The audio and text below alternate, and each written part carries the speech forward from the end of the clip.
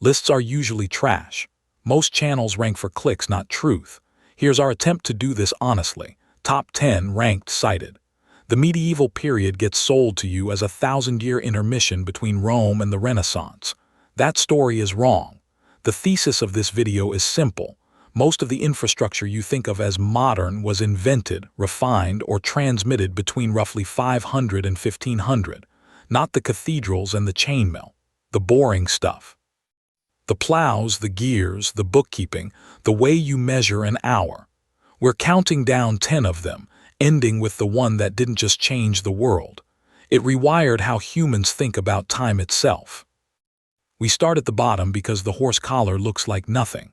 A padded ring of leather and wood that sits on a horse's shoulders, that's it. But before it spread through Europe, somewhere around the 9th to 10th century, draft animals were yoked at the throat, which is a fast way to choke a horse the harder it pulls. The padded collar transferred the load to the skeleton, specifically the shoulders, and roughly tripled the pulling power available to a peasant family. Why does it matter? Because every other invention on this list assumes a food surplus. Surplus needs deeper plowing of heavier soils. Heavier plowing needs horses, not just oxen. Horses with collars plowed faster and longer, which meant more land cultivated per household, which meant towns could grow, which meant specialists, which meant everything else. It's the most boring item on the list. It's also load-bearing for the rest of it. Same era, same logic, different tool. Roman plows were scratch plows, fine for the dry, light soils of the Mediterranean, useless on the wet clay of northern Europe. The heavy plow had 3 innovations bolted together: a coulter to cut the soil vertically, a plowshare to cut horizontally, and a mouldboard to flip the slice over. That last part is the trick. Flipping the soil buries weeds, aerates the root zone, and creates the long furrows you can still see in medieval ridge-end furrow fields if you fly over the English countryside in winter light. This is what unlocked the agricultural potential of the entire North European plain, the strip of fertile clay running from France to Poland that would become the breadbasket of medieval Christendom. The Roman world economically peaked in the south. The medieval world peaked in the north. The plow is most of the reason why. Not a machine, a schedule. The older Roman 2-field system left half your land fallow every year. The 3-field system, which spread through northern Europe from roughly the 8th century onward, divided arable land into 3. One for a winter cereal like wheat or rye, one for a spring crop like oats, barley, or critically, legumes, and one fallow, rotated annually. 2 innovations sit inside this. First, you've cut your idle land from a half to a third, increasing output by a meaningful margin without breaking new ground. Second, the spring legumes, peas, beans, lentils, fix nitrogen back into the soil, which is free fertilizer centuries before anyone could explain why it worked.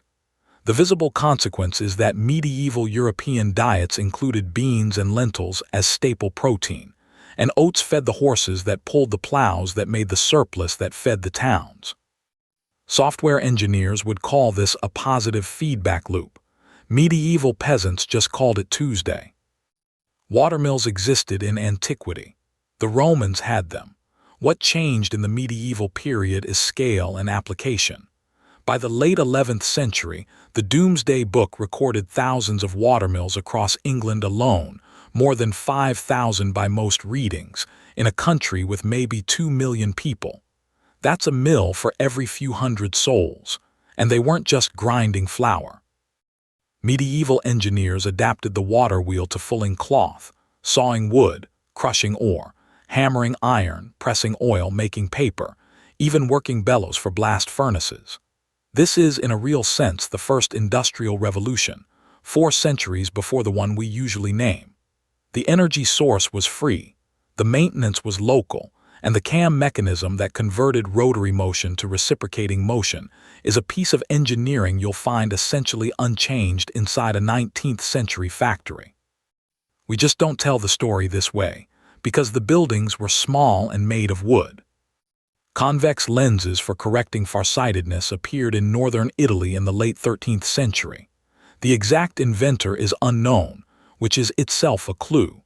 Several artisans in the Veneto and Tuscany seem to have arrived at the design around the same time, and the craft spread quickly through the glass-blowing networks of the region. Why is this a top-tier invention? Because presbyopia, the age-related loss of close focus, kicks in around 40. Before glasses, that was the end of your career as a scribe, an illuminator, a jeweler, a notary, a clockmaker, anyone whose work depended on close vision. Glasses extended the productive life of skilled craftsmen by 20 or 30 years at exactly the moment European cities were beginning to depend on those craftsmen.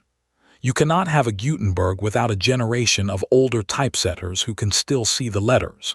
The invention is mundane. The compound interest on a working population that doesn't go blind at 40 is enormous.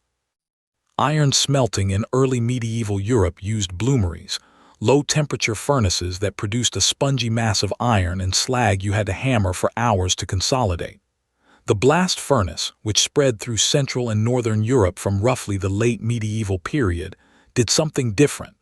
It ran hot enough, with forced air from water-powered bellows, to fully melt the iron and let it run out as a liquid. Liquid iron is castable. It's also higher in carbon, which makes it brittle, but it can be remelted, refined, and turned into wrought iron or, eventually, steel. The output difference is staggering. A bloomery makes pounds of iron per firing. A blast furnace makes tons. Cheap iron is cheap nails, cheap horseshoes, cheap plowshares, cheap weapons, cheap tools. Every later technology that depends on metal in bulk, the steam engine, the railroad, the bridge, traces its supply chain back to a medieval Walloon or German ironworker who figured out how to make the fire hot enough. I'm cheating slightly here because the numerals themselves were Indian, refined by mathematicians in the medieval Islamic world. But the medieval European achievement was the transmission and adoption, against significant resistance. Roman numerals are fine for inscribing on a building. They're miserable for arithmetic. Try multiplying MCDXCII by LXXVII without converting first. The Hindu-Arabic system, with its place value and zero, made calculation tractable on paper. Leonardo of Pisa, better known as Fibonacci, published his Liber Abaci in the early 13th century, laying out the system for a Latin reading audience and, crucially, applying it to the actual problems of merchants. Currency conversion, compound interest, profit splits among partners. Italian merchant cities adopted it first. Resistance from older institutions kept Roman numerals alive in formal accounting for another 2 centuries.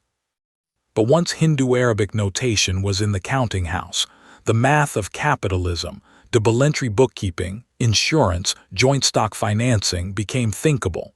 The numerals are not a tool of arithmetic. They are a tool of cognition. Yes, the university is medieval. Bologna, Paris, Oxford, all founded in the 11th and 12th centuries, all with structures that any modern academic would recognize: faculties, degrees, exams, a corporate legal identity that could own property and sue in court. Why does this rank so high? Because before the university, advanced learning happened in monasteries, individual scholars' households, or royal courts, and it died with its patron or its institution. The university was the first European institution designed to outlive any single human inside it. The curriculum was portable, the credential was portable, and a Master of Arts trained in Paris could teach in Oxford because the underlying texts, mostly Aristotle in Latin translation, were the same. This is the technology of cumulative knowledge. It's also, awkwardly for the standard story, the institution that sustained natural philosophy through the 13th and 14th centuries, the medieval physicists at Oxford and Paris who worked out the mathematics of motion in ways the scientific revolution later built on. The Renaissance did not invent the European intellectual. It inherited him from the medieval university. Now the obvious one. Gutenberg's press, mid-15th century, Mainz. The research is unambiguous that mechanical printing played a significant role in disseminating knowledge during the Renaissance. But here's the heterodox take. The press itself, as a machine, was a wine press with type beneath it. The actual genius of Gutenberg's system was metallurgical, an alloy of lead, tin, and antimony that cast cleanly, cooled fast, and held shape under repeated pressure. Without that alloy, no movable type. Without movable type, the press is a curiosity. So when people say the printing press changed the world, they are giving the credit to the wrong subsystem. It was the type, and it was the paper, which Europe got from the Islamic world, which got it from China. And it was the literate urban readership, which the universities had been quietly building for 3 centuries. The press is the visible capstone on a stack of less photogenic medieval inventions. That is why I have not put it at number 1. Number 1. The mechanical clock, specifically the Virgin Foliot escapement clock, which appeared in European monasteries and town halls in the late 13th and early 14th centuries. Weight-driven clocks were invented earlier by Arabic engineers in the 11th century, and the medieval European achievement was to add the escapement, the mechanism that converts a falling weight's continuous pull into the discrete tick that lets you count time mechanically. Here is why it sits above the printing press. Before the mechanical clock, time was natural. Monastic hours stretched and shrank with the sun. A workday ended at dusk. Wages were paid by the day, not the hour. The clock imposed an abstract, uniform, divisible grid on top of lived experience. Once it was in the town belfry, every guild, every market, every employer could synchronize behavior to it. The hour became something you could buy and sell.